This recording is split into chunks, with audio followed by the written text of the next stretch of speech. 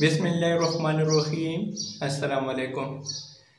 कहते हैं कि किसी जगह पर एक शहर रहता था जिसके 3 बेटे थे। इस शख्स ने अपने तीनों बेटों के नाम अब्दुल्ला रखे हुए थे। दिन गुजरते गए, हत्ता कि उसे मर्ज़ुल मौत ने आन लिया। इस शख्स ने अपने तीनों बेटों को बुलाकर वसीयत की कि अब्दुल्ला को विरासत मिलेगी, अब्दुल्ला को विरासत नहीं मिलेगी और अब्दुल्ला को विरासत मिलेगी। इसके साथ ही इसकी रूह कब्ज़ हो गई। ये शख्स तो खुद फौत हो गया, मगर अपने तीनों बेटों को हैरत में डाल दिया कि कैसे फैसला करे कि किन 2 अब्दुल्ला को विरासत मिलेगी और किन एक को नहीं मिलेगी। तीनों ने फैसला किया कि शहर जाकर काजी से अपना मसला बयान करे और इससे कोई हल मांगे। तीनों ने अपने ज़ात के साथ शहर के लिए रवाना हुए। रास्ते में उन्होंने एक शख्स को देखा जो अपने किसी गुमशुदा चीज़ को तलाश करता फिर रहा था।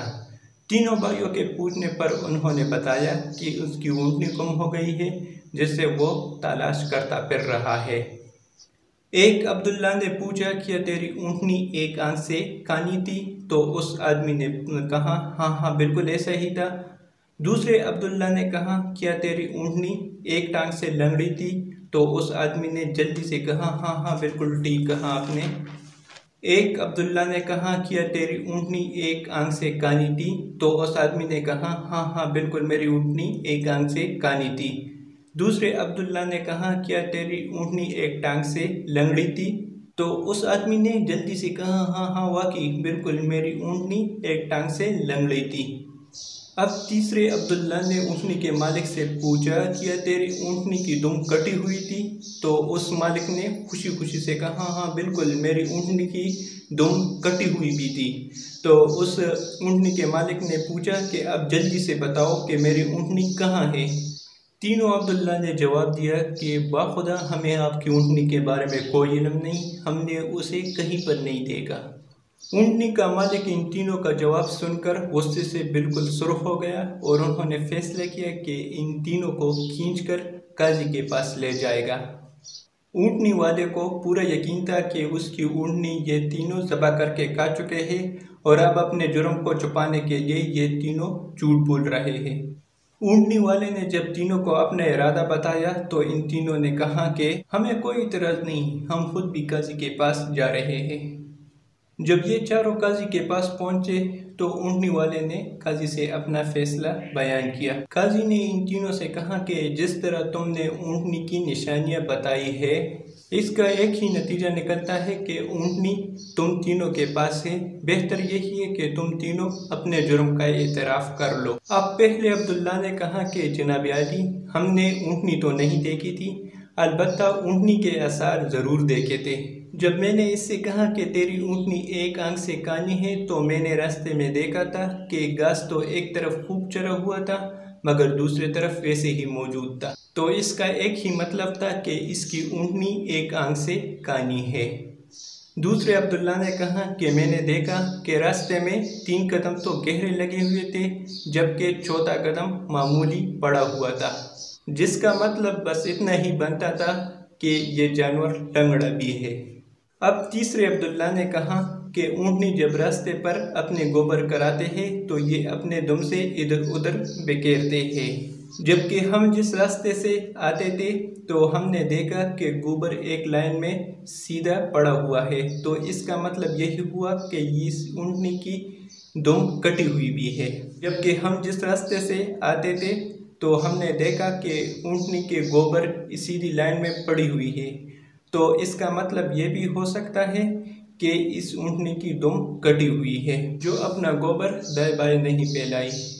ये सुनते ही काजी ने ऊँटनी के मालिक की तरफ देखा और जल्दी से कहा कि तुम जा सकते हो, तुम्हारी ऊँटनी इन लोगों के पास नहीं है और न ही इन लोगों ने देखा है। ऊँटनी के मालिक के जाने के बाद इन तीनों ने काजी से अपना किस्सा बयान किया, जिससे सुनकर काजी बहुत हैरान और परेशान हो गया। काजी ने इन तीनों से कहा कि तुम तीनों आज मेहमान खाने में ठहरो, मैं कल सोच करके आपको कोई हल बता दूंगा। ये तीनों मेहमान खाने में जाकर ठहरे तो उन्होंने कुछ देर बाद महसूस किया कि इन तीनों की निगरानी की जा रही है। कुछ देर बाद इन तीनों के लिए खाना लाया गया। جو گوشت کے پکائے ہوئے سالن اور روٹیوں پر مشتمل تھا۔ اب پہلے عبداللہ نے کھانے کو دیکھتے ہوئے کہا کہ یہ سالن کتے کے گوشت کا بنایا ہوا سالن ہے، اور دوسرے عبداللہ نے کہا کہ روٹیاں جس عورت نے پکائی ہے وہ حمل سے ہے اور پورے دنوں سے ہے۔ تیسرے عبداللہ نے کہا یہ قاضی حرام کی اولاد سے ہے۔ بات قاضی تک پہنچ گئی۔ قاضی نے دوسرے دن تینوں کو اپنے عدالت میں طلب کر لیا اور تینوں سے مخاطب ہو کر کہا، تم میں سے کس نے کہا تھا کہ یہ کتے کے گوشت کا پکایا ہوا سالن ہے؟ تو پہلے عبداللہ نے کہا، میں نے کہا تھا۔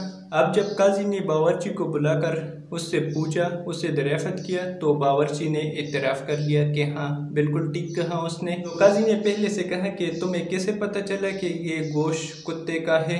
تو اس نے بتایا کہ گائے، بکری یا اونٹ کے گوشت کے نیچے چربی لگی ہوتی ہے، جبکہ یہ سادہ چربی نما تھا جس کے نیچے کہیں کہیں پر چربی لگا ہوا تھا۔ اب قاضی ان تینوں سے پھر مخاطب ہوا اور ان سے پوچھا کہ تم میں سے کس نے کہا تھا کہ یہ روٹیاں ایسی عورت نے بنائی ہے جو اپنے 9 ماہ حمل سے ہے اور اپنے پورے دنوں سے ہے؟ تو جواب میں دوسرے نے کہا کہ میں ہوں جس نے یہ کہا تھا۔ قاضی نے ان سے پوچھا کہ تمہیں کیوں کر یہ لگا؟ تو اس نے کہا، میں نے دیکھا کہ روٹیاں ایک طرف سے خوب پکی ہوئی ہے اور ایک طرف سے پھولی ہوئی ہے، جبکہ دوسری طرف سے کچی اور موٹی ہوئی رہ گئی ہے۔ میں نے ان سے یہی اخذ کیا کہ روٹی بنانے والی ایسی خاتون ہے جسے تکلیف کے مارے زیادہ نہیں جھکا جا رہا اور وہ سامنے کی چیزیں بھی نہیں دیکھ پا رہی، جس کا مطلب یہی بنتا تھا کہ عورت حاملہ ہے اور روٹیاں بنانے میں تکلیف محسوس کر رہی ہے۔ تو قاضی نے دوسرے عبداللہ سے بھی کہا کہ تم وہی عبداللہ ہو جسے باپ کے وراثت میں سے حصہ ملے گا۔ پھر قاضی تینوں سے مخاطب ہو کر کہا کہ تم میں سے کس نے کہا تھا کہ میں ولد الحرام ہوں؟ تو تیسرے نے کہا کہ یہ میں نے کہا تھا۔ قاضی یہ سن کر اٹھ گیا اور اندر گیا اور اپنی ماں سے پوچھا کہ یہ سچ ہے کہ میں حرامی ہوں؟ تو اس کی ماں نے کہا کہ یہ سچ ہے کہ تم حرام کے ہو۔ قاضی نے واپس آ کر تیسرے عبداللہ سے کہا کہ تمہیں یہ کیوں کر معلوم ہوا کہ میں حرامی ہوں؟ تو تیسرے عبداللہ نے کہا کہ اگر تم حلالی ہوتے تو مہمان خانے میں ہم پر نگران مقرر نہ کرتے، نہ ہی کتے کا گوشت پکا کر ہمیں بھجواتے، اور نہ ہی کچی روٹیاں کسی مظلوم عورت سے بنا کر ہمیں بھجواتے۔ قاضی نے اسے مخاطب کرتے ہوئے کہا کہ تم وہی عبداللہ ہو جس کے باپ کے وراثت سے مال نہیں ملے گا۔ تیسرے عبداللہ نے حیرت کے ساتھ قاضی کی طرف دیکھا اور کہا، مگر ایسا کیوں ہے؟ تو قاضی نے کہا، کیونکہ ایک حرامی دوسرے حرامی کو ٹھیک ٹھیک طریقے سے پہچان سکتا ہے اور تم بھی میری طرح حرام کی اولاد ہو۔ وراثت پانے والے دونوں عبداللہ حیرانی اور پریشانی کے عالم میں اپنی ماں کی طرف لوٹے اور اپنی ماں سے دریافت کیا کہ ہمارے تیسرے بھائی کا کیا معاملہ ہے؟